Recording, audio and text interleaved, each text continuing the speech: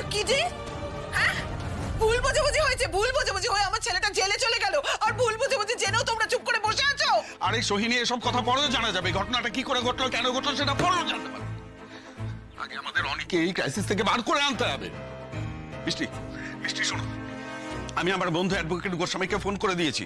সে রায়ের সাথে কথা বলবে, রায়কে বলবে সবকিছু ক্লিয়ারলি বলতে। কেমন? আমরা খুব শিগগিরই আসছি। আচ্ছা ঠিক আছে। ওই মেয়েটা কোনোদিন আমার ছেলেটাকে শান্তি দেবে না, কোনোদিন না। আর ওর বোন নীলাঞ্জনা কি করেছে, কি হয়েছে আমি কিচ্ছু বুঝতে পারছি না। আমার ছেলের নামে সারা শহর জুড়ে কুৎসা রটাচ্ছে। কেন করছে এরকম, কেন করছে বলো না? আর আমার ছেলেটাও হয়েছে। যাই হোক না কেন, যাই হোক না কেন, ছুটে ছুটে ওই মেয়েটার কাছে যাবে, রায়ের কাছে ছুটে যাবে। শান্ত হও, শান্ত হও, মাথা ঠান্ডা করো, ঠান্ডা করো। এখন অনির পাশে দাঁড়িয়ে আমাদের একসঙ্গে লড়াইটা লড়তে হবে।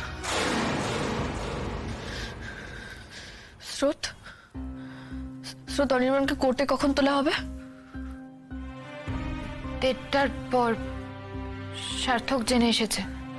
তার আগে আমার সঙ্গে একবার ওকে দেখা করতে দেবে না?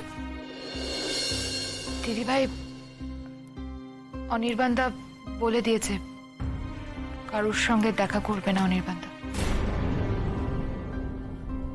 আমি গেলেও দেখা করবে না?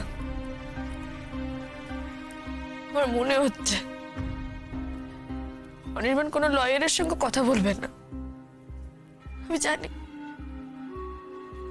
অভিমান, আমার ওপর অভিমানে অনির্বাণ নিজেকে শাস্তি দিয়ে যাবে।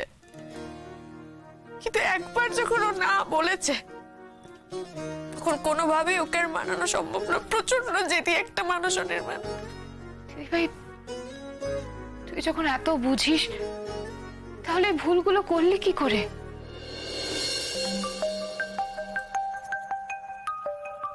Unknown number. আমাকে দে, আমি কথা বলছি। Hello. Am I speaking to Mrs. Sen? না, আমি ওর বোন বলছি। আপনি কে?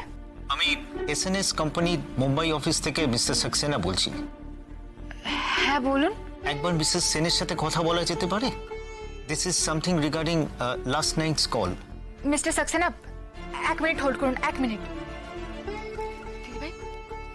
তুই বলছিলি না অনির্বাণদা বলেছিল ও নাকি কাল রাতে মুম্বাই অফিসের সাথে কথা বলছিল? হ্যাঁ,